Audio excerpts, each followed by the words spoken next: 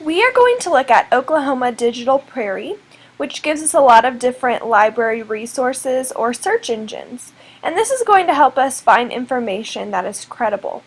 Now, first of all, we are going to look at a specific search engine that is powered by EBSCOhost. So in order to get to it, you can go ahead and click on EBSCOhost, or the direct link for Searchasaurus is going to already be saved on your iPads. As you can see, I didn't have to log in because I am currently on a school's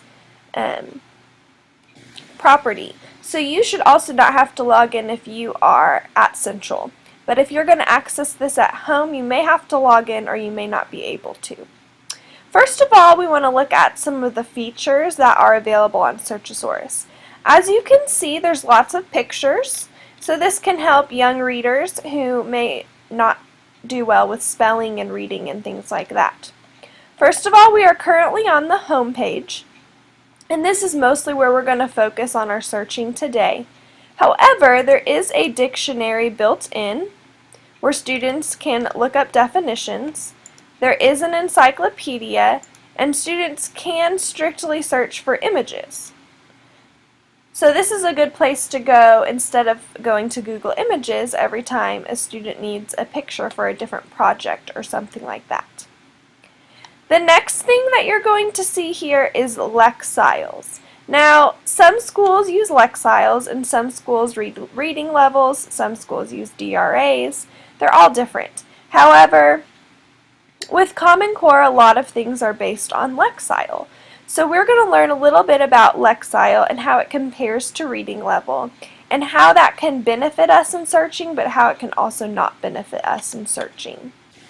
First of all, a misconception that many of your students will have when they first use Searchasaurus or any other search engine is when you ask them to get 3 sources, they're going to say, "How can I? I only use Searchasaurus." So a lot of them feel like the search engine is their source. So this is something that we need to help them understand, how we came here to help us find information. It's kind of like a car that's taking us somewhere. We need to actually get to our source, but we need to get to our best source, and sometimes the best car can help us get there. Now, like all databases, if you wanted to go ahead and search something, you could just type it right here in the search bar. However, we also have categories here where students can search. So for today's lesson, we're just going to focus on basketball. And more specifically, we're going to work our way to Kevin Durant. So I could start this off in 2 ways. I could type Kevin Durant up here in the search bar.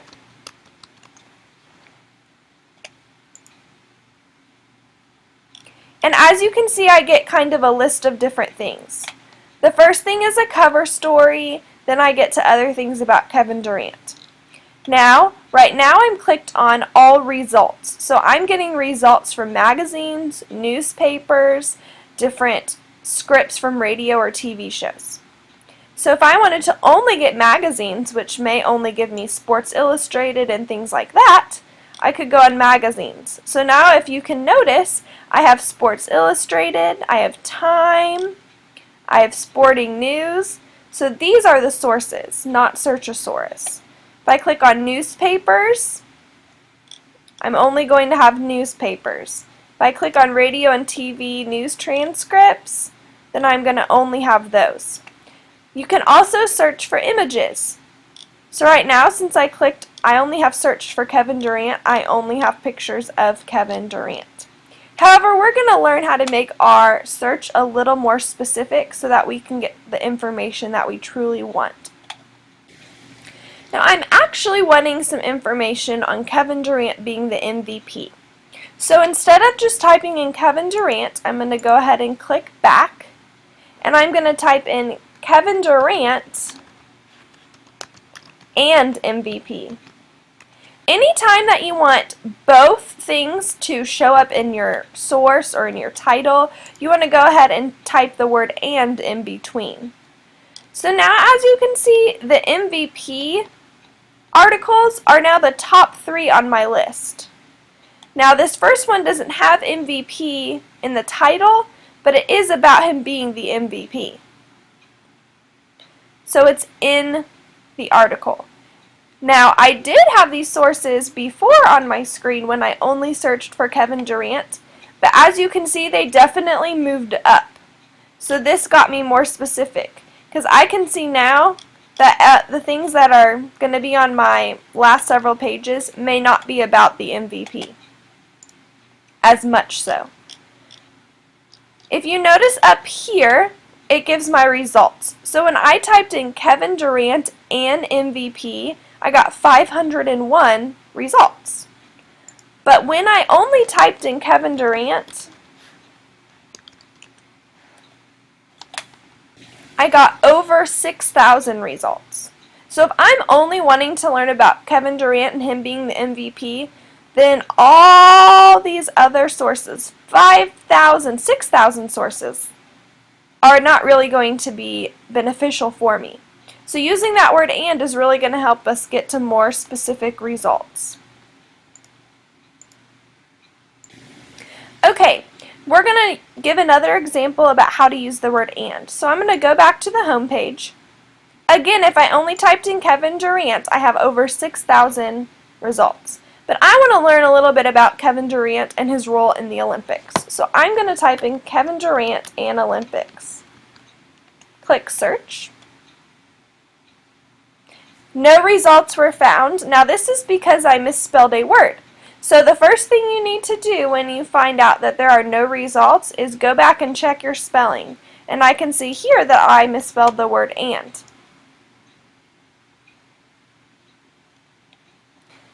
Now Kevin Durant and the Olympics, I have 265 results. So as you can see now, if I only wanted to learn about Kevin Durant and the Olympics, 265 results is a lot less than 6,500. But I even want to go a little more specific, because I feel like some of these things may not be about the Olympics that Kevin Durant was in. So I'm going to go back and I'm going to change and add in a number. Kevin Durant and 2012 Olympics, because I already know those were the Olympics he was in. Now I only have 21 results.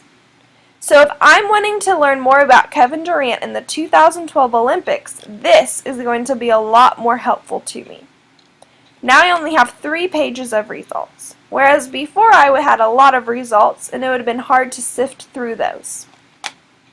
So far we've learned about how to use the word "and" to get more specific results. Now we're going to learn about how to use the word "or." So I'm going to go back to the home page. I'm really wanting to learn about a lot of the different players on the Oklahoma City Thunder, and I'm not really sure about some of their names. However, I've already got the information I want to know on Kevin Durant, so I want to find out about other players. So I'm going to type in Oklahoma City Thunder, not Kevin Durant.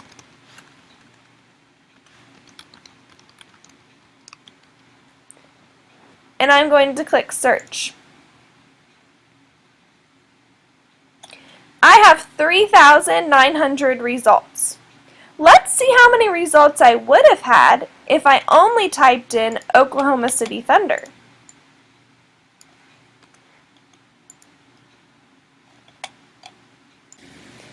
If I only typed in Oklahoma City Thunder, I'm going to have over 6,000 results. So if I only want the results that include things about the Thunder but not Kevin Durant, so hopefully they're talking about another player, that's what I want to do. So using that word "not" helps me get my results down to a smaller number, which hopefully is going to make them more of a quality result. The next one we're going to talk about is "or." Now, "or" lets me search for one topic or the other. So in my results, it could talk about Kevin Durant or Serge Ibaka. Now, some could have both, but this helps me because I just want to learn a lot about Serge Ibaka and Kevin Durant. But if I type in the word "and," then the results have to talk about, each result has to talk about Kevin Durant and Serge Ibaka. But if I do it this way and go ahead and click search, Some of my results are only about Durant, and some of them are only about Ibaka. If I type in and, each result would have to be about both, and so this search result number 5 may not be there. Now, after doing that last search, I realized that I want to learn more about Serge Ibaka. Now, if I want to learn more about Serge Ibaka, like I mentioned, I could just type in Serge Ibaka.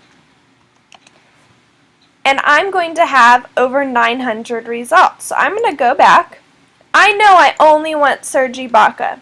So if I put quotation marks around these words have to show up together in this order. So now I'm going to see how many search results I have. 876, so I'm narrowing it down. But again, I only want to know about Serge Ibaka and not Kevin Durant. So I'm going to put Kevin Durant also in quotation marks and put that word not. Now I'm down to 362. So as you can see, my top stories are only about Serge Ibaka. It's not going to be something like specs about a game where it's going to say something about Serge Ibaka and say something about Kevin Durant. It's only going to say things about Ibaka. Now again, I'm under all results. If I only want newspaper articles that are about Serge Ibaka and not Kevin Durant, I could click newspapers and now I have only 141 results. If I click on pictures, I'm going to have pictures of those things. The great things about these pictures is it tells me where they came from. So if I use this picture, I can give credit to where it's due. Now, if you click on dictionary, you're not going to have anything about Serge Ibaka, because Serge Ibaka is not in the dictionary. He's a person. Now, if I click on encyclopedia, I may or may not have something about Serge Ibaka, but I would have to retype in the word.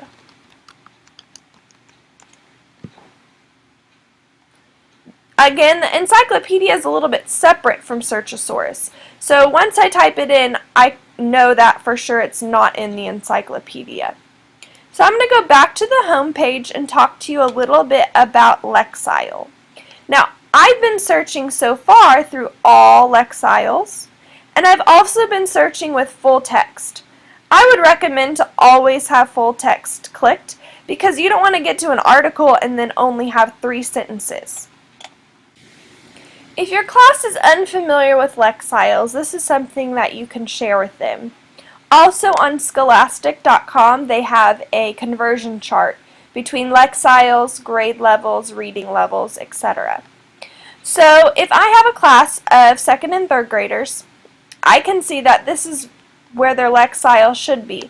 But if I really want them to stretch so they're ready to go on to the next Lexile, this is where I would look. So a 2nd and 3rd grader should be between 420 and 820. So I'm going to keep that in mind for my next search. So again, a 2nd and 3rd grader was between the 400s and the 800s. However, when I'm searching for Lexile, I really don't have those exact ranges.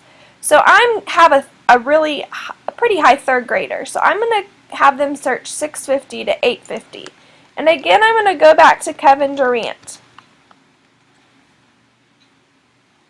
And I only have 15 results. Now, some of you may be thinking, well, that's wonderful because now they only have 15 results to see, and you know that they're in their range. However,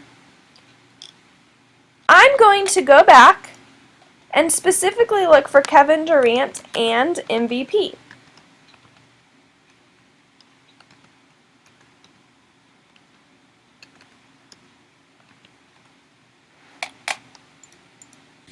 So I've just typed in Kevin Durant and MVP, and as you can see, I only have 4 results and they're all pictures. So as a 3rd grade student, I may think, well, there's no results on Kevin Durant being the MVP. He must not have been the MVP. But that's because I was only searching in my Lexile. Now if I go back and I change this to all and search, I have those original results I saw. Now if you notice something, yes, this would be a lot higher Lexile, but this next result doesn't have a Lexile listed. So not every single article or source has a Lexile attached to it. So when you're only searching by Lexile, your searches are going to be a lot more limited than if you did an all Lexile search. Because no matter what I did or what Lexile I searched for, this article would never pop up because it doesn't have a Lexile attached. Lastly, I'm going to show you what you're going to see when you click on a result. Now there are two ways that an article can be given to you on Searchasaurus. It can be an HTML full text, and HTML means it's on the internet, and PDF means that it's downloadable. So if I clicked on PDF full text, I'm going to get something that looks somewhat like a newspaper, and I'm going to have my article about Kevin Durant being the MVP. Now I can just read this, and when you're on your iPads, most of you are just going to be reading different articles, or you can email it. So if I click email, I can type in an email I want to send it to, and your students can talk a little bit more about what emails they should be sending that to. But if your students are working on a laptop and they log in with their own username and password, I would recommend them saving the articles that they feel like gives them the best information to their computer. And in order to do that, I'm going to go back. If I clicked on HTML full text, for example, if I go to print, I don't want to print this because that may waste a lot of papers. However, this is automatically going to pop up once I click print. So down here, and this is something you can do on a Macintosh, save as PDF.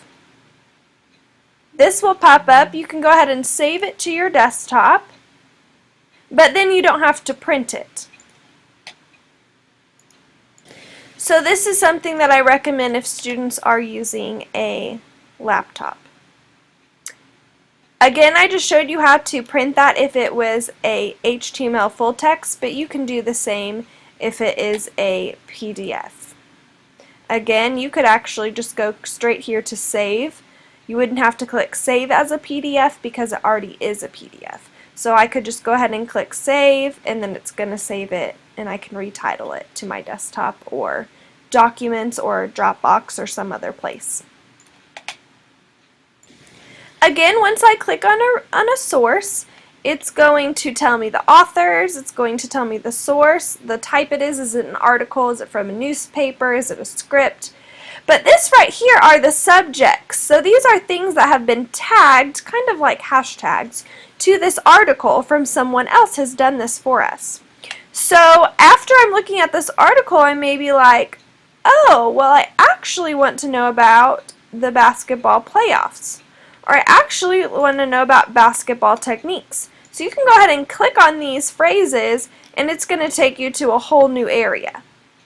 So those are your suggested search terms or things that are related to the article that you saw.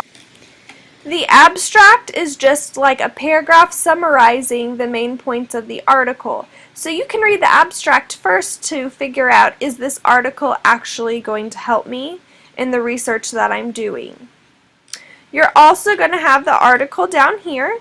As you can see, the words that I searched for, Kevin Durant and MVP, when I searched for this article, are all in bold to show me that that's where they appear. Okay? Now, the other thing I want to show you is it says find more like this. So let's say you really like this article and you wonder if there's some that are really similar. I can click this. Now for this particular article, only one article showed up. So it's not really going to help me. But it is an option there for you. Now we have focused on only searching and typing in search terms. But you do have these images down here. So I'm going to try to get to the same information I've gotten to with the pictures. So if I click on sports, I've looked for Kevin Durant who plays basketball, and then I've gotten some things here. But I know Kevin Durant is a person, so I could click on biographies because I know a biography has information about a person's life. But if I scroll through these, there's only 10, I can see that there is not a biography about Kevin Durant. So earlier when I was searching about Kevin Durant and I had thousands and thousands of entries, but let's say I just really wanted a biography. This is some way that I could get there quickly and know that there is not a biography on here for Kevin Durant. Again, Searchasaurus is a great resource. Remember to use the words and, not, and or in your searches, and I just want to remind you of that in a really quick way. We've been typing a lot about Kevin Durant being the MVP, and we've seen lots and lots of results. I'm just going to type in Kevin Durant MVP. I only have 2 results. Now, if I go back and use the keyword I've been talking about, and I have 500 results. So again, don't forget to use the words and, or, and not, and don't forget to try and get more specific. And I hope you have a great time researching.